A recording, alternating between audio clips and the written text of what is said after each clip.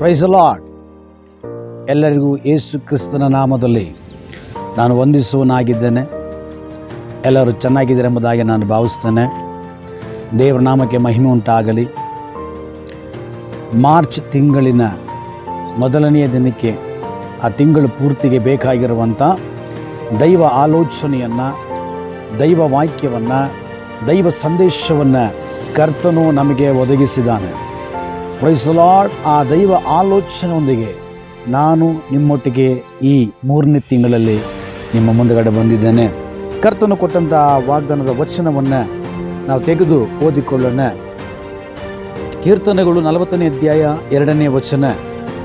ನನ್ನನ್ನು ನಾಶನದ ಗುಂಡಿಯೊಳಗಿಂದ ಎತ್ತಿದನು, ಕೆಸರಿನೊಳಗಿಂದ ನನ್ನನ್ನು ತೆಗೆದು ಬಂಡೆಯ ಮೇಲೆ ನಿಲ್ಲಿಸಿ ನನ್ನನ್ನು ದೃಢವಾಗಿ ಹೆಜ್ಜೆ ಇಡುವಂತೆ ಮಾಡಿದನು.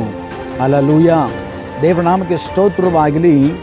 ಇಲ್ಲಿ ಒಬ್ಬನ ಜೀವಿತ, ಬಿದ್ದು ಹೋದ ಜೀವಿತ, ನಶಿಸಿ ಹೋದ ಜೀವಿತ, ಹಾಳಾಗಿದ್ದಂಥ ಜೀವಿತ, ನಿರೀಕ್ಷಣೆ ಇಲ್ಲ ಎಂಬುದಾಗಿ ಹೇಳುವಂಥ ಒಬ್ಬನ ಜೀವಿತವನ್ನು ಮೇಲಿಗೆ ಎತ್ತಿ, ಇಲ್ಲ ನಿನಗೊಂದು ಜೀವಿತ ಇದೆ, ಇಲ್ಲ ನಿನಗೊಂದು ನಿರೀಕ್ಷೆ ಇದೆ ಎಂಬುದಾಗಿ ಹೇಳಿ ನಿರೀಕ್ಷೆಯನ್ನು ಉಂಟು ಮಾಡುವಂಥ ಒಂದು ಎತ್ತು ನಿಲ್ಲಿಸುವಿಕೆಯ ಕಾರ್ಯ ಕುರಿತು ಇಲ್ಲಿ ನಾವು ನೋಡಲಿಕ್ಕೆ ಸಾಧ್ಯ.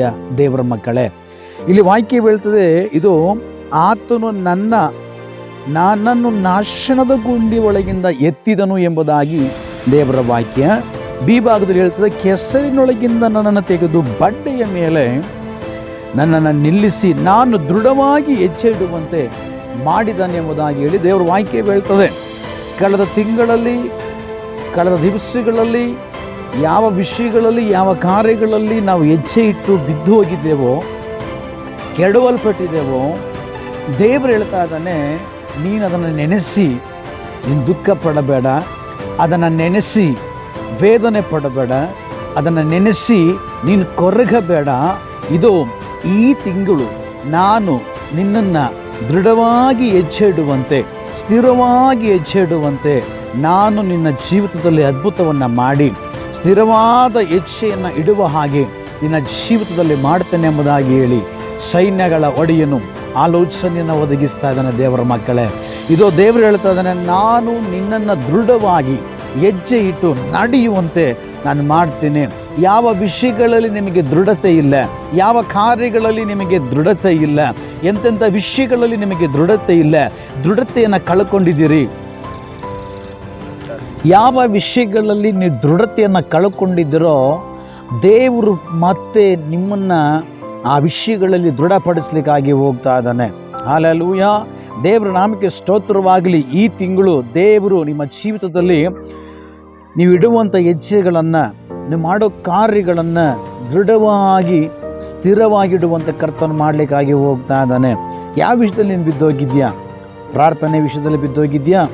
ದೇವರ ವಾಕ್ಯ ಓದಿ ಧ್ಯಾನ ಮಾಡೋ ವಿಷಯದಲ್ಲಿ ಬಿದ್ದೋಗಿದ್ಯಾ? ನಿನ್ನ ವ್ಯಾಪಾರದ ವಿಷಯಗಳಲ್ಲಿ ನೀನು ಬಿದ್ದೋಗಿದ್ಯಾ? ನಿನ್ನ ವಿದ್ಯಾಭ್ಯಾಸದ ವಿಷಯದಲ್ಲಿ ನೀನು ಬಿದ್ದೋಗಿದ್ಯಾ?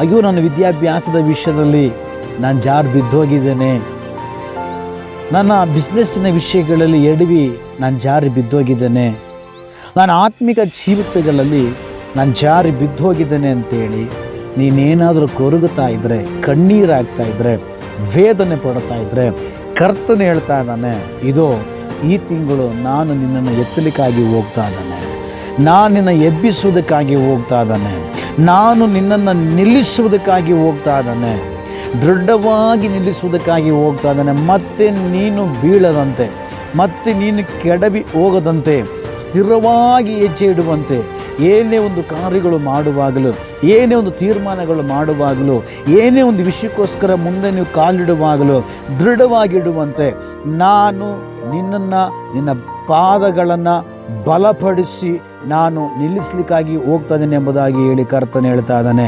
ಇಲ್ಲಿವರೆಗೂ ನೀನು ಕೊಂಡಂಥ ಜೋಳು ಬಿದ್ದಂಥ ಕಾಲಗಳನ್ನು, ನಡುಗುವ ಮೊಣಕಾಲುಗಳನ್ನು ದೇವರು ಬಲಗೊಳಿಸಿ ನಿನ್ನ ಎಬ್ಬಿಸಿ ನಿನ್ನ ಕಾಲುಗಳಿಗೆ ಒಂದು ಶಕ್ತಿಯನ್ನು ಕೊಟ್ಟು, ನಿನ್ನ ಕಾಲುಗಳಿಗೆ ಒಂದು ಕೃಪೆಯನ್ನು ಕೊಟ್ಟು, ನಿನ್ನ ಕಾಲುಗಳಿಗೆ ಒಂದು ವಿಶೇಷವಾದ ಶಕ್ತಿಯನ್ನು ತುಂಬಿಸಿ, ಕರ್ತನು ಈ ದಿನಗಳಲ್ಲಿ ನೀನು ಯಾವ ವಿಷಯಗಳಲ್ಲಿ ಬಿದ್ದೋಗಿದೆಯೋ ಆ ವಿಷಯಗಳಲ್ಲಿ ನಿಲ್ಲಿಸುವುದಕ್ಕಾಗಿ ಹೋಗ್ತಾ ಇದ್ದಾನೆ.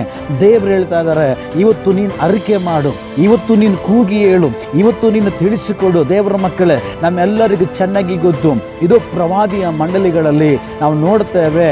ಕೊಡಲಿ ಅವರು ಸೌದೆಗಳನ್ನು ಕಡಿಯುವುದಕ್ಕಾಗಿ ಹೋಗ್ತಾರೆ. ಸೌದೆಗಳನ್ನು ಕಡಿಯುವುದಕ್ಕಾಗಿ ಹೋಗುವಾಗ ಅಲ್ಲಿ ಒಬ್ಬನ ಕೊಡಲಿ ಕಾವು ತಪ್ಪಿ ಕೆಳಗಡೆ ಬಿದ್ದೋಗುತ್ತೆ. ಅದು ನೋಡ್ತಾನೆ, ಆತನಿಗೆ ಸಿಕ್ಕಲ್ಲ.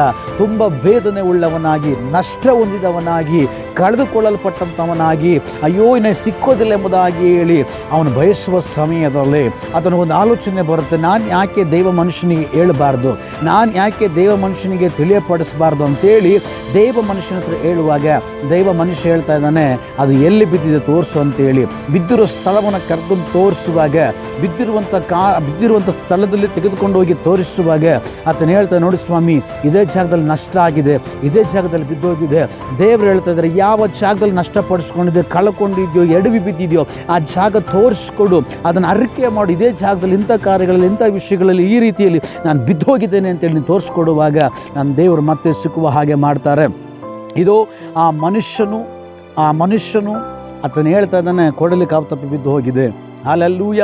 ಆ ಸಮಯದಲ್ಲಿ ನಾವು ನೋಡ್ತೇವೆ, ಮುಳುಗಿ ಹೋದ, ಕಳೆದು ಹೋದ, ಬಿದ್ದು ಹೋದ ಕೊಡಲಿಯನ್ನು ಹಿಂದಿರುಗಿ ತೆಗೆದುಕೊಡ್ತಾ ಇದ್ದಾನೆ. ಆತನ ಸ್ಥಿರಪಡಿಸಿ ನಿಲ್ಲಿಸ್ತಾ ಇದ್ದಾರೆ.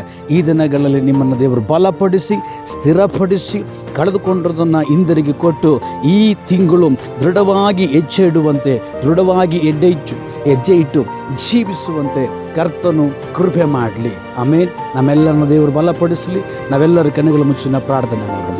ಪರಿಶುದ್ಧನಾಗಿರೋ ದೇವರೇ, ಈ ತಿಂಗಳಿಗೆ ಕರ್ತನನ್ನು ಕೊಟ್ಟಿರೋ ಆಲೋಚನೆಗೆ ಸ್ತೋತ್ರ.